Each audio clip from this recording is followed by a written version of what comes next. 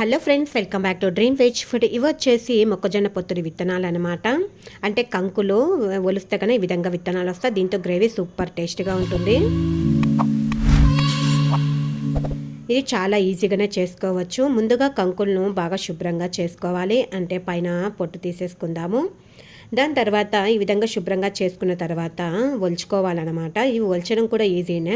ముందుగా చూపించిన విధంగా సెంటర్లో ఈ విధంగా చేసుకున్న తర్వాత రెండు చేతులతో సైడ్లో పట్టుకొని అన్నామంటే ఈజీగానే వచ్చేస్తాయి. ఈ విధంగా రెడీ చేసుకొని విత్తనాలను పక్కకు పెట్టేసుకుందాము. అంటే శుభ్రంగా కడిగేసి ఫిల్టర్ చేసేసుకొని పక్కకు పెట్టేసుకోవాలి. తర్వాత కడాయిలో కొద్దిగా నూనె పోసుకున్నాను. చెక్క లవంగా వేసుకోవాలి. తర్వాత కట్ చేసుకున్న ఉల్లిపాయ ముక్కలను కూడా వేసుకోవాలి. కాస్త పెద్దగానే కట్ చేసుకోండి. ఇవి మళ్ళీ గ్రైండ్ చేసుకోవాలి. పచ్చిమిర్చి అదేవిధంగా టమాటా ముక్కలు కూడా వేసుకున్నాను.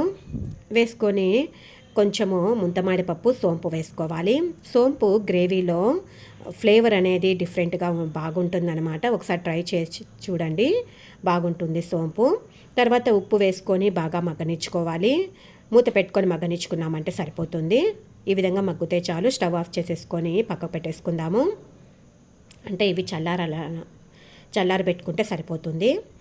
తర్వాత మిక్సీ జార్లో ఒలుచుకున్నటువంటి కంకులను వేసుకున్నాము, విత్తనాలు. తర్వాత పచ్చిమిర్చి ఉప్పు వేసుకొని గ్రైండ్ చేసుకోవాలి. 1-2 సార్లు ఈ విధంగా కొద్దిగా గ్రైండ్ చేసుకొని కలబెట్టుకొని వేసుకున్నామంటే బాగా మెత్తగా గ్రైండ్ అయిపోతుంది. తర్వాత ఒక బౌల్లోకి వేసేసుకున్నాను. కట్ చేసుకుని కరివేపాకు వేసుకోవాలి. తర్వాత కొంచెము బియ్యం పిండి వేసుకొని బాగా కలబెట్టుకోవాలి. అంటే తేమగా ఉంటుంది కదా, అందుకు కొంచెం బియ్యం పిండి వేసుకుంటే సరిపోతుంది. తర్వాత వేడి నూనెలో చిన్న చిన్న రౌండ్గా చేసుకొని వీటిని బాగా కాల్చుకోవాలి. చూపించిన విధంగా రౌండ్ చేసుకుంటే సరిపోతుంది. మరీ పెద్దగా కాకుండా మీడియం సైజులో చేసుకుంటే సరిపోతుంది. తర్వాత వీటిని బాగా కాల్చుకోవాలి. మంట కూడా మీడియం ఫ్లేమ్లో పెట్టుకొని కాల్చుకుంటేనే అవి లోపల కూడా బాగా ఉడుకుతాయి అన్నమాట. మిగిలిన పిండిని కూడా ఈ విధంగానే మంచి కలర్ వచ్చేంత వరకు నూనెలో వేసుకొని వేగనిచ్చుకొని పక్కకు తీసేసుకొని పెట్టుకోవాలన్నమాట. ఇవి ఉత్తయి కూడా బాగానే ఉంటాయి. పిల్లలు ఉత్తయి కూడా తినేస్తారు. గ్రేవీలకు కూడా బాగుంటాయి. చల్లారిన వట్టి మిశ్రమాన్ని మిక్సీ జార్లో వేసుకొని కొంచెం ఉప్పు కూడా వేసుకొని మెత్తగా గ్రైండ్ చేసుకోవాలి.